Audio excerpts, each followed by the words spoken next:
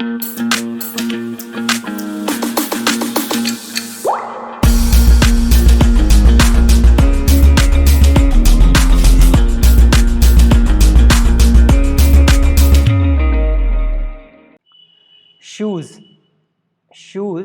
is related to leather in the same way as rubber is related to. So this is an example of product and raw material. तो क्या हमको दिख रहा है, क्या relation दिख रहा है हमको शूज़ और लेदर में, कि जो हमारे शूज़ होते हैं वो किससे बने होते हैं, लेदर से बने होते हैं, राइट। शूज़ जो हैं किससे बने होते हैं, लेदर से बने होते हैं। इसका मतलब leather is a raw material for shoes, correct. Leather is a raw material for shoes. In the same way rubber is related to. तो कुल मिला के क्या हो रहा है कि शूज़ जो हैं वो लेदर से बने हैं, है ना। तो ऐसी क्या चीज़ है जिससे रबर बनता है, वो इसका आंसर हो जाएगा, करेक्ट। तो किससे रबर बनता है, किससे रबर बनता है, प्लास्टिक से बनता है, नहीं प्लास्टिक से तो नहीं बनता। पॉलीथीन से बनता है, पॉलीथीन से भी नहीं बनता। चप्पल से रबर बनता है, नहीं, रबर से चप्पल बनती है, बट चप्पल से रबर थोड़ी बनता है, करेक्ट। तो आंसर क्या हो जाएगा, लेटेक्स। देखो कभी भी इस टाइप के मल्टीपल चॉइस जब क्वेश्चंस आते हैं ना, तो even if you don't know the answer, अगर आपको आंसर नहीं भी पता है, try to look at all the other options. जैसे पहला है plastic, this is very common sense कि प्लास्टिक से रबर तो नहीं बनेगा, सिंपल है ना। पॉलीथीन से भी रबर नहीं बनेगा, ये भी कॉमन सेंस है। और आखिरी में क्या दिया, चप्पल दिया है। तो हमको ये पता है कि चप्पल रबर की होती है, मतलब रबर से चप्पल बनती है। बट हमको यहाँ क्या निकालना है, हमको ये नहीं निकालना है, हमको ये निकालना है कि किससे रबर बनता है। बट क्या होता है जल्दी जल्दी में, you know, if you are trying to do it very fast, आप डी मार के आ जाओगे और आंसर गलत हो जाएगा। So try to be very patient when you are doing questions, try to read it very very carefully. जैसे यहाँ पे शूज़ और लेदर है, करेक्ट। तो पहला इंस्टिंक्ट क्या होता है हमारे माइंड का, कि शूज़ को हम चप्पल से रिलेट करने की कोशिश करते हैं, which is very wrong hair. क्योंकि यहाँ पे शूज़ और लेदर के बीच में क्या रिलेशन है कि लेदर से शूज़ बने हैं, correct. Leather is a raw material for shoes. In the same way what would be the raw material for rubber, correct, that would be the relation, that would be a correct relation। ये correct relation नहीं होगा कि हमने यहाँ पे चप्पल लिख दी, क्योंकि rubber से चप्पल बन रही है, चप्पल से रबर थोड़ी बन रहा है, करेक्ट। तो रबर किससे बनता है, रबर बनता है लेटेक्स से। Are we clear. तो अगर हमने तीन ऑप्शन अगर हटा दिए, again we are left with just one option, that is C, that is latex. इसमें मैं आपको ये भी सिखा रहा हूँ कि क्वेश्चन करते कैसे हैं, है ना। आंसर पे आना एक बात है ना, क्वेश्चन करना एक बात है, और एक्चुअली प्रोसीजर से करना एक बात है। तो अगर आपको ऑप्शंस नहीं, मतलब आंसर नहीं भी आ रहा है एग्जाम में, so try to read all the options and try to eliminate the other options. Try to eliminate, जैसे यहाँ पे प्लास्टिक नहीं हो सकता था, पॉलीथीन नहीं हो सकता था, चप्पल नहीं हो सकता था, राइट। तो इस टाइप से हमने क्या किया, ऑप्शंस को एलिमिनेट कर दिया, correct. Are we very clear on this, right. चलो लेट्स मूव फॉरवर्ड। नाउ अगला क्वेश्चन क्या बोल रहा है, numismatic is related to coin in the same way as paleontology is related to। तो study of coins is called numismatic। numismatic क्या होता है, it is a study of coins. Basically coins के बारे में जो कोई पढ़ता है ना, उसको बोलते हैं numismatic। बेसिकली जो कॉइन्स की स्टडी होती है उनको बोलते हैं numismatic।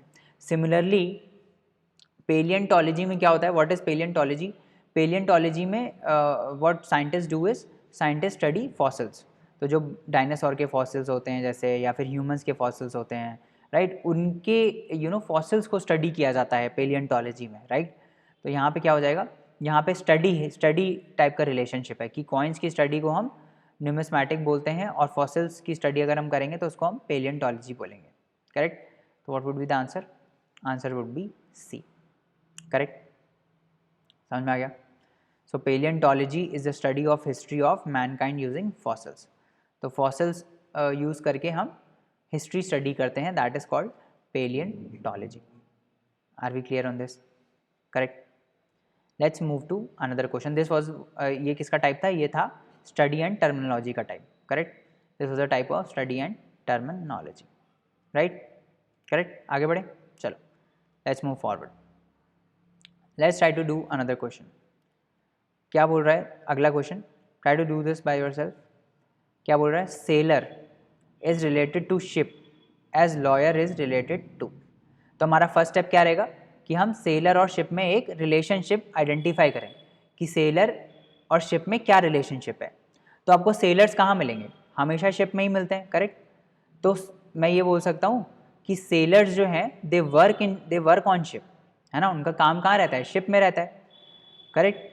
सेलर्स कहाँ काम करते हैं, सेलर्स हमेशा आपको कहाँ मिलेंगे, शिप पर ही तो मिलेंगे, because sailors work on ship. ऐसे ही लॉयर्स कहाँ काम करेंगे, where you would you find lawyers, lawyers कहाँ काम करते हैं, लॉयर्स काम करेंगे कोर्ट में, सही है, correct.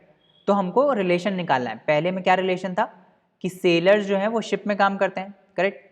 In the same way lawyers are working, lawyers काम करेंगे, लॉयर्स काम करेंगे कोर्ट में, ठीक है। लॉयर्स कहाँ काम करेंगे, लॉयर्स काम करेंगे कोर्ट में, ठीक है।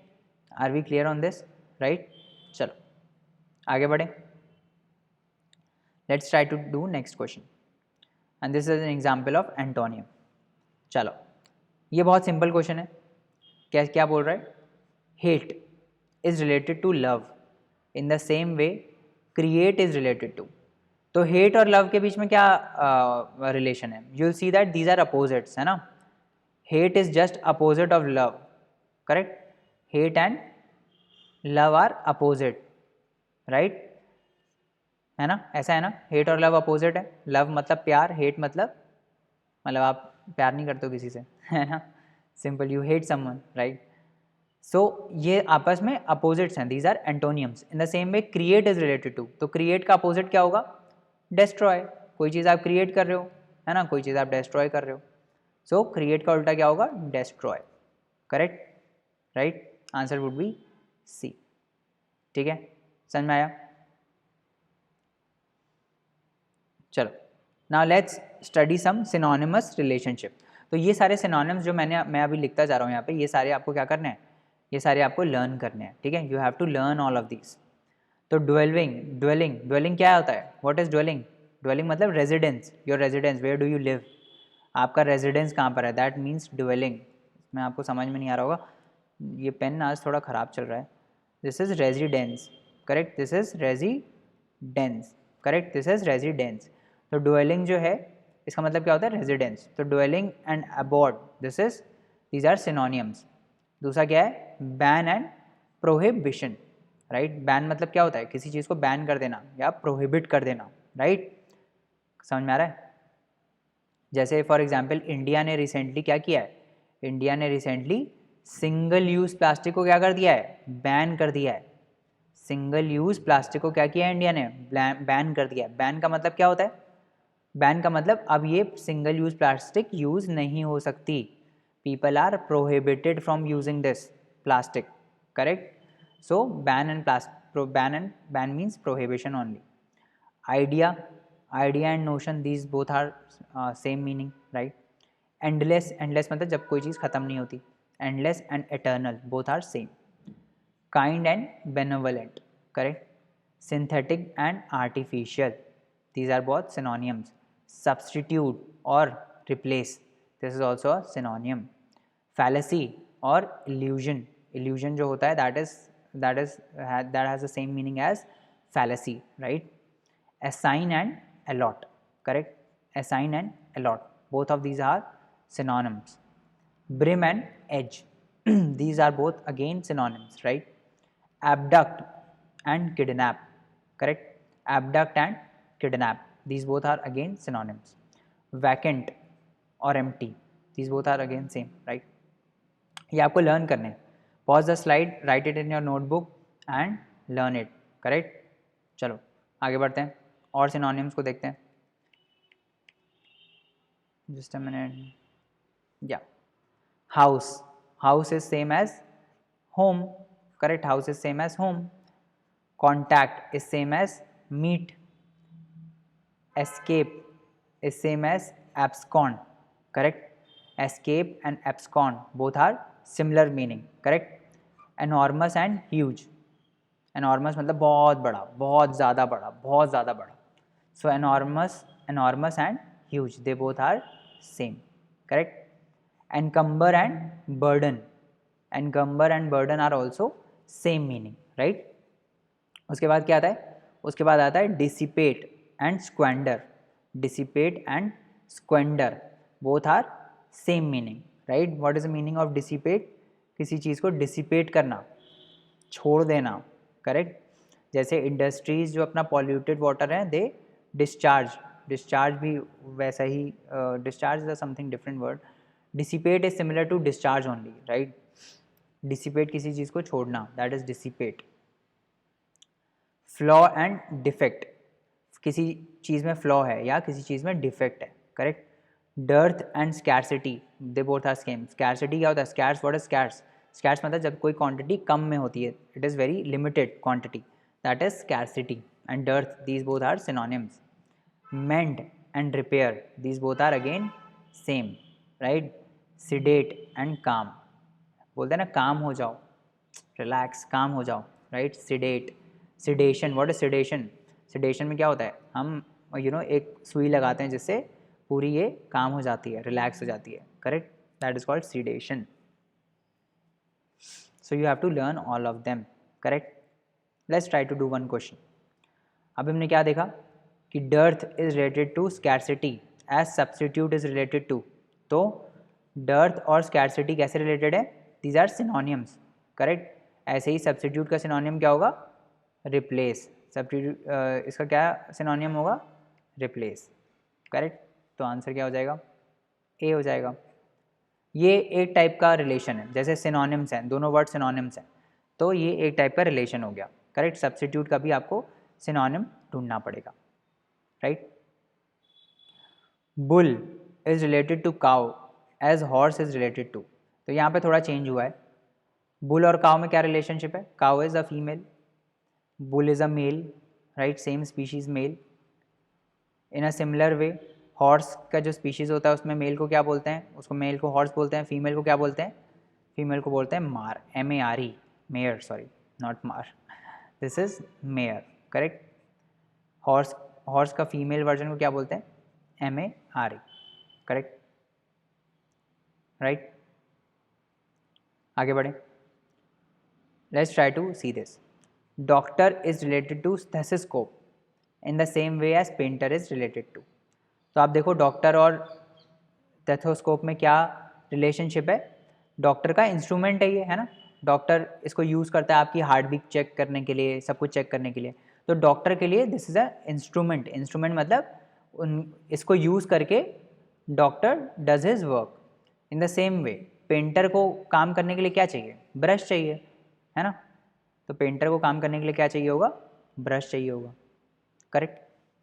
सिंपल था. आगे बढ़ते हैं. Seismograph is related to earthquake as thermometer is related to. Again instrument type का ये रिलेशनशिप है. सीस्मोग्राफ क्या करता है? अर्थक्वेक की इंटेंसिटी को मेजर करता है. करेक्ट. क्या करता है? अर्थक्वेक की इंटेंसिटी को मेजर करता है. थर्मोमीटर क्या करता है? थर्मोमीटर टेम्परेचर को मेजर करता है. करेक्ट. थर्मोमीटर क्या करता है? थर्मोमीटर टेम्परेचर को मेजर करता है, राइट. थर्मोमीटर टेम्परेचर को मेजर करता है, तो सी हो जाएगा. Correct. Let's move forward. Let's try to do this question. Current is related to ampere as weight is related to. तो this might be a tougher question for you, अगर जिसको नहीं पता है. करंट की यूनिट होती है ampere. So current is measured in ampere. Correct. Current जो है it is measured in ampere. In the same way weight को मेजर करने के लिए हम क्या यूज़ करते हैं? पाउंड्स. सिंपल है ना. आप ऑप्शन देख के भी कर सकते हो. देखो कैसे. Current is related to ampere. Current की यूनिट होती है एम्पेयर, या फिर करंट को हम मेजर करते हैं एम्पेयर से. वेट को आप कैसे मेजर करोगे? आप स्केल से मेजर करते हो? नहीं, स्केल से तो हम लेंथ मेजर करते हैं. Correct. Again commodity senseless option है. Measurement, weight is related to measurement. नहीं, मेजरमेंट क्यों होगा? वेट को हम मेजर किससे करते हैं ये पूछ रहा है. वेट को हम मेजर करेंगे पाउंड से, है ना. कितने पाउंड्स के हो आप? जैसे केजीज होता है यहाँ पे, तो केजीज भी आंसर सही होता है ना. कितने केजीज के हो आप, that signifies weight. Correct. Let's move forward. Page is related to book, ये तो हमने कर ही रखा है. पेज जैसे बुक से रिलेटेड है, वैसे leaf is related to trees, क्योंकि सिंपल है. पेजेस जो हैं वो बुक में होते हैं, लीव्स कहाँ होती हैं? लीव्स ट्रीज पर होती हैं, है ना. So this is the relationship. पहले हमको क्या करना है? पहले हमको ये रिलेशनशिप फाइंड करना है. ये रिलेशनशिप क्या है? पेज बुक से कैसे रिलेटेड है, पेजेस बुक्स, पेजेस कहाँ पर होते हैं, बुक्स में होते हैं। ऐसे ही लीव्स कहाँ पर होंगी, लीव्स होंगी ट्रीज पर, करेक्ट, सिंपल है, ठीक है। इसके बाद अगला क्वेश्चन देखते हैं, goitre is related to iodine as anaemia is related to. तो गोइटर और आयोडीन में क्या रिलेशन है कि आयोडीन की डेफिशिएंसी से ये डिसीज़ हो जाती है जिसको हम बोलते हैं गोइटर, राइट। तो आयोडीन की डेफिशिएंसी से गोइटर हो जाता है, या फिर हम ऐसे बोल सकते हैं कि गोइटर किसकी डेफिशिएंसी से होता है, आयोडीन की डेफिशिएंसी से होता है। इन द सेम वे एनीमिया किसकी डेफिशिएंसी से होता है, एनीमिया होता है आयरन की डेफिशिएंसी से, ठीक है। अनीमिया किसकी डेफिशिएंसी से होता है, आयरन की डेफिशिएंसी से, करेक्ट, समझ में आ गया। तो अनीमिया किसकी डेफिशिएंसी से होता है, आयरन की डेफिशिएंसी से, आर भी करेक्ट। ये रिलेशनशिप सेम है दोनों के बीच में, डिसीज़ और किसकी डेफिशिएंसी से ये डिसीज़ होती है वो रिलेशनशिप है। ऐसे ही अनीमिया और आयरन में यही टाइप का रिलेशनशिप है, दैट इज़ कि आयरन की डेफिशिएंसी से अनीमिया होता है, राइट, आर भी correct, sorry. Let's see some more questions. इस टाइप के क्वेश्चन देखते हैं, doctor is related to nurse in the same way what is related to follower. समझ में आ रहा है क्वेश्चन क्या बोल रहा है, इसमें पूछ रहा है कि जो डॉक्टर है, ठीक है, doctor is related to nurse in the same way what is related to followers. तो डॉक्टर और नर्स में क्या रिलेशनशिप है कि doctors they try to teach nurses, है ना, डॉक्टर्स बताते हैं नर्सेज को क्या करना है, करेक्ट, जाओ इसका बीपी चेक करके आओ, या फिर ये करो या फिर वो करो। So doctors basically they lead nurses, ये नर्सेज को सिखाते हैं। ऐसे ही कौन फॉलोअर्स को सिखाएगा, leader, leader would teach his followers what to do and what not to do, correct. So the relationship would go in the same way as leader and follower. समझ में आया, डॉक्टर और नर्स के बीच में कैसा रिलेशनशिप है, समझ में आया कि डॉक्टर्स नर्सेस को सिखाते हैं, they try to lead them, they try to coach them कि क्या करना है कैसे करना है। ऐसे ही लीडर्स जो होते हैं वो फॉलोअर्स को सिखाते हैं अपने, करेक्ट।